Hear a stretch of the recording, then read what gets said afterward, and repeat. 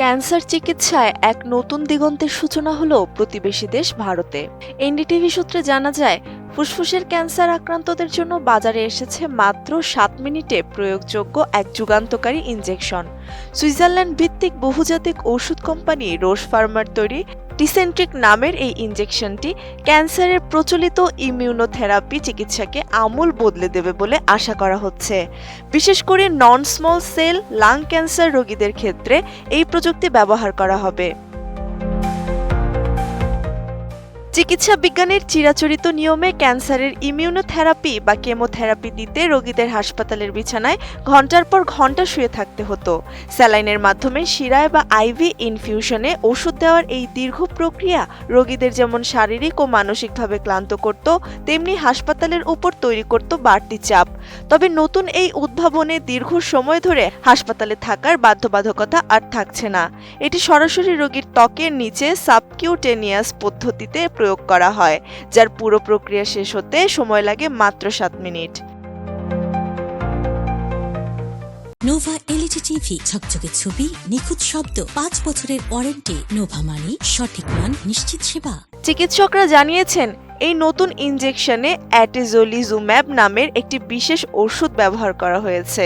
এটি মূলত মানবদেহের PD-L1 নামক একটি প্রোটিনকে ব্লক বা নিষ্ক্রিয় করে কাজ করে। সাধারণ অবস্থায় ক্যান্সার কোষগুলো এই প্রোটিনের আড়ালে লুকিয়ে থাকে, যার ফলে শরীরের স্বাভাবিক রোগ প্রতিরোধ ব্যবস্থা বা ইমিউন সিস্টেম তাদের খুঁজে পায় না। নতুন এই ইনজেকশন প্রোটিনটিকে নিষ্ক্রিয় করে দিলে শরীরের নিজস্ব প্রতিরোধ কোষগুলো সহজেই ক্যান্সার কোষকে শনাক্ত করতে পারে এবং তা ধ্বংস করতে শুরু করে।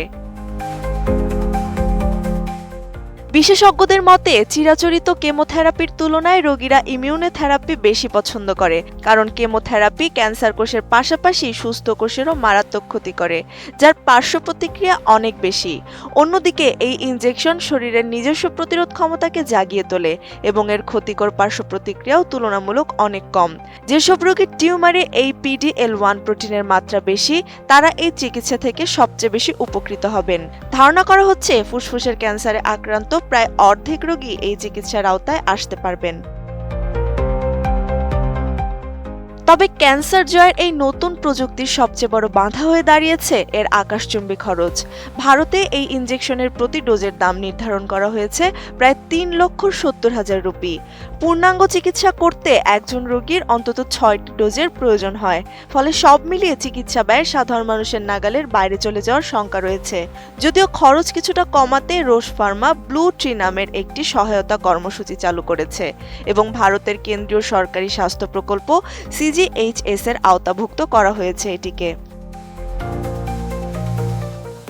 ব্যয়বহুল হলেও দ্রুত চিকিৎসা, কম ভোগান্তি এবং দ্রুত বাড়ি ফেরার সুবিধার কারণে এই ইনজেকশনটিকে চিকিৎসা বিজ্ঞানের একটি বড় মাইলফলক হিসেবে দেখা হচ্ছে।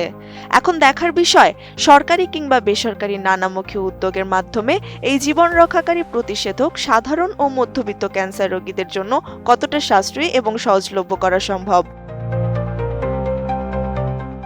ত্রিবেণী তনু, ATN নিউজ।